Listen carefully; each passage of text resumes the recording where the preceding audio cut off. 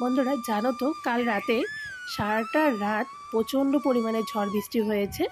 তো সকাল দিকে যদিও বৃষ্টিটা নেই, তো দেখো কি পরিমাণে হাওয়া বাতাস দিচ্ছে, মানে এমনভাবে হাওয়া বাতাস দিচ্ছে চারিদিক থেকে যেন উলট পালট হাওয়া দিচ্ছে।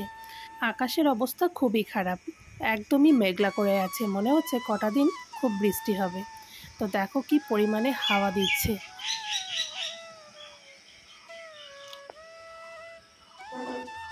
মিনু,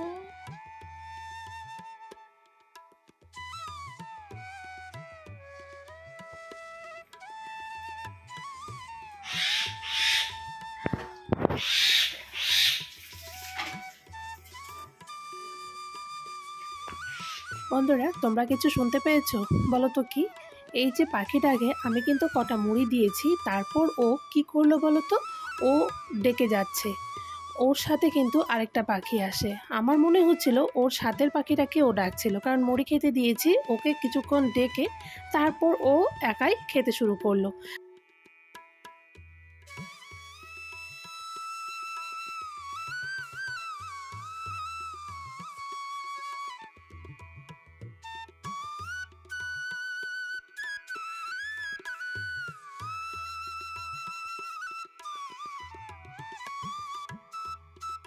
শুভ সকাল বন্ধুরা, চলে আসলাম আরও একটা নতুন ব্লগ নিয়ে।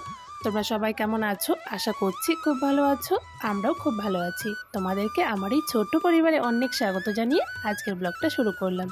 বন্ধুরা আজ হচ্ছে সোমবার, এখন বাজে সকাল 7টা। ঘুম থেকে উঠেই উঠোন ঝাড় দিতে অনেকটা সময় চলে গেছে, কারণ কাল রাতে প্রচুর ঝড় হয়েছে। তো উঠোন বাড়ি ঝাড় দিয়ে চলে আসলাম রান্নাঘরে, এসে আগে চা বানিয়ে দেখো চা খাচ্ছি। আর আজকে বারান্দায় বসে চা খাচ্ছিলাম জানো তো, কারণ বাইরে এত সুন্দর ঠান্ডা একটা হাওয়া দিচ্ছিল, বেশ ভালো লাগছিল, হাওয়ার মজা নিচ্ছিলাম আর চা খাচ্ছিলাম।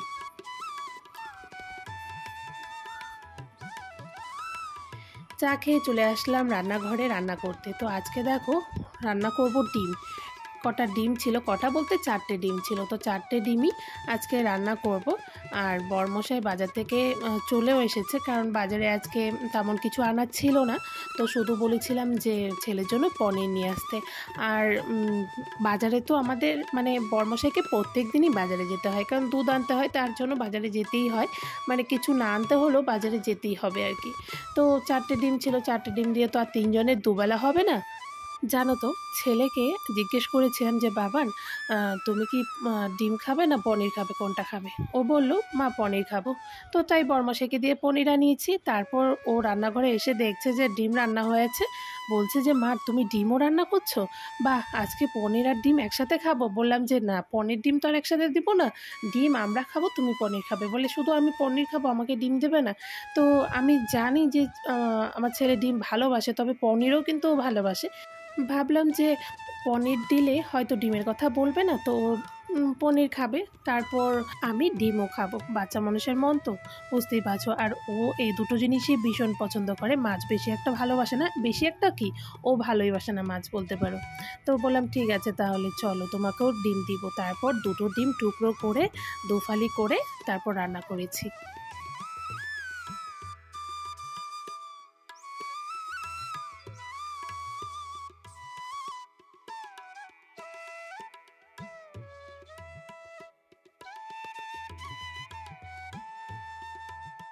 অনেক দিন থেকে ইচ্ছে হচ্ছিল লঙ্কা আর পেঁয়াজ ভেজে আলু সেদ্ধ মেখে খাবো, কিন্তু আর হচ্ছিলই না। তো আজকে ভাবলাম চলো আজকে খাবই, সেদ্ধ আলু সেদ্ধ খাবই। তারপর পেঁয়াজ আর লঙ্কা ভেজে নিয়েছি, দেখো সুন্দর করে আমি মেখে নিয়েছি। দুটো লঙ্কা ভেজেছিলাম, শুকনো লঙ্কাগুলো প্রচণ্ড পরিমাণে ঝাল ছিল। একটা যখন ভেঙেছি না, খুব জোর গন্ধ বেরোচ্ছিল, তাই ভাবলাম যে না দুটো দেওয়া যাবে না, কারণ দুটো দিলে ঝাল বেশি হয়ে যাবে। তো ছেলেও খাবে, তো তাই আর দুটো দিলাম না। এদিকটায় দেখো আমি তরকারি বসিয়ে দিয়েছি, ডিমগুলো ভেজে পনির ভেজে আমি এখন আলুটাকে ভালো করে মশলার সাথে কষিয়ে নিচ্ছি। আজকে আলু দিয়েই ডিমের ঝোলটা করব। আর পনিরের ঝোলটা মানে পনিরের আর আলাদা করে ঝোল করব না, এর মধ্যেই পনিরটা দিয়ে দিব।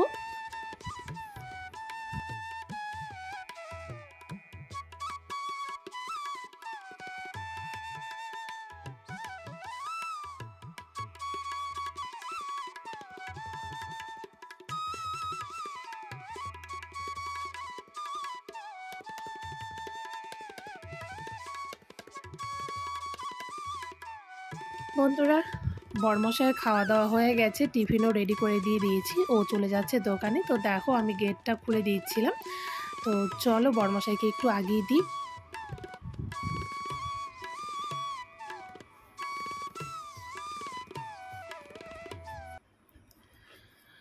বন্ধুরা, বরমশাইকে দোকানে পাঠিয়ে দিয়ে আলু সেদ্ধর সাথে এক মুঠ ভাত নিয়ে বসে পড়েছি।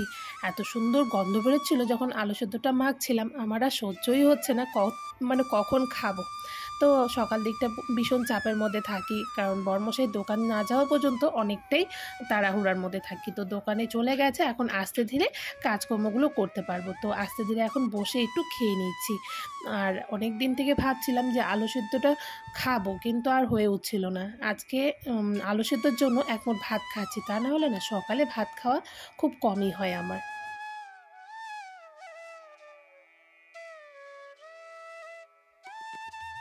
ভাত খেয়ে দেখো এখন তুলে নিচ্ছি বিছানা। আর এখন বাজে 11টার মতো। আজকে 11টায় আমি বিছানা তুলছি। ছেলে যদিও ঘুম থেকে উঠে গিয়েছিল, কিন্তু আমি তো রান্নাঘরের দিকে ছিলাম, তাই আর এসে বিছানাটা তুলতে পারিনি। তো ভাবলাম চলো রান্নাবান্নাটা সেরেই একেবারেই বিছানাটা তারপর তুলবো।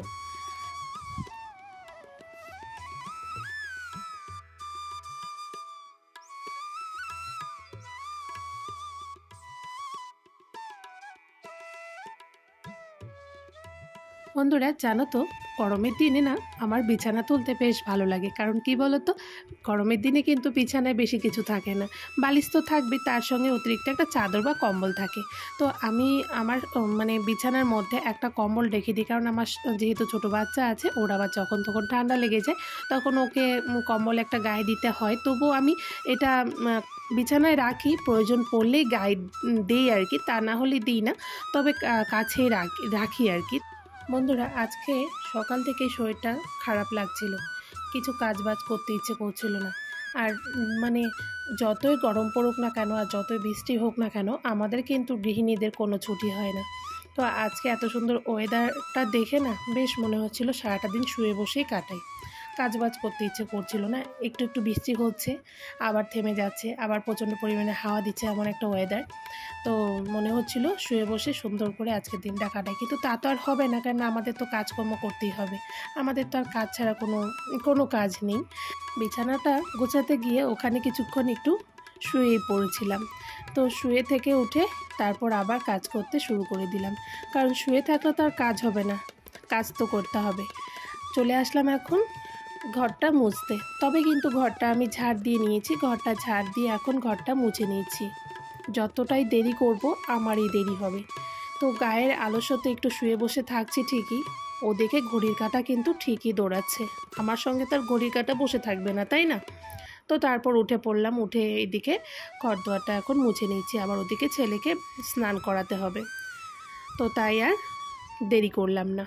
তবে ভীষণ ইচ্ছে করছিল আরেকটু সময় শুয়ে থাকতে।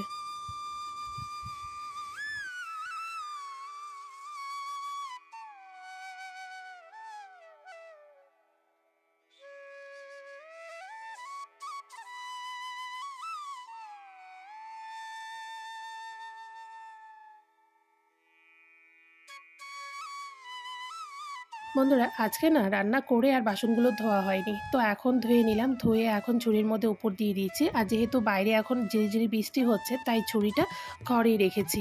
তো আজকে তোমাদেরকে আর বাসন ধোয়াটা দেখালাম না, কারণ বাইরে কলতলায় বৃষ্টি হচ্ছে জন্য মোবাইলটা আর নিয়ে গেলাম না ওখানে।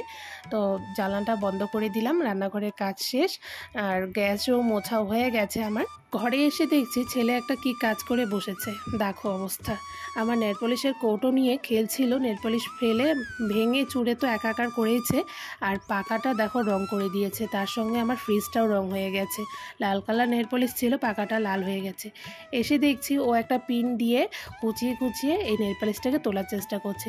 এভাবে কি উঠবে বলো? আমি বললাম ঠিক আছে, আর করেই ফেলেছো যখন আর কি করা যাবে, তোমার আর এইভাবে তুলতে হবে না, আমি পরে এটাকে ব্যবস্থা করে তুলে নেব।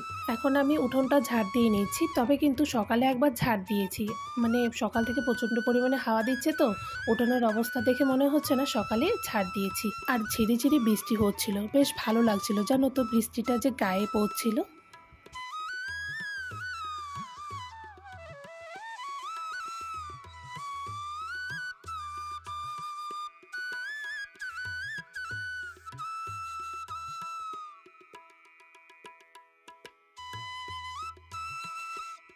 বন্ধুরা, উঠোনটা ঝাড় দিয়ে স্নান করে ঠাকুর পুজো দিয়ে নিয়েছি। ঠাকুর পুজো দিয়ে এখন চলে আসলাম রান্নাঘরে। এদিকে দেখো ভাত বেড়ে নিয়েছি।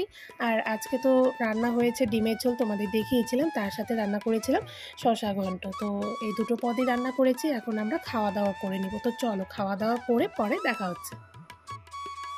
বন্ধুরা, স্নানের সময় এই কটা কাপড় কেচে দিয়েছিলাম। তো কাপড় কটা হালকা শুকিয়ে গেছে, কারণ বাইরে যদিও রোদ নেই, হাওয়া আছে, তো হাওয়ার জন্য বেশ সুন্দর শুকিয়ে গেছে। কিন্তু এখন দেখছি একটু শুয়েছিলাম খাওয়া দাওয়া করে, দু এক ফোঁটা করে বৃষ্টি পড়ছে। তারপর তাড়াতাড়ি করে উঠে এসে তুলে রাখলাম কাপড়গুলো। আর এদিকটায় দেখো কি পরিমাণে যে হাওয়া দিচ্ছে বন্ধুরা, কি বলবো, মানে কোনো ঠিকানা নেই হাওয়ার, মানে চতুর্দিক থেকে একবারে হাওয়া আসছে।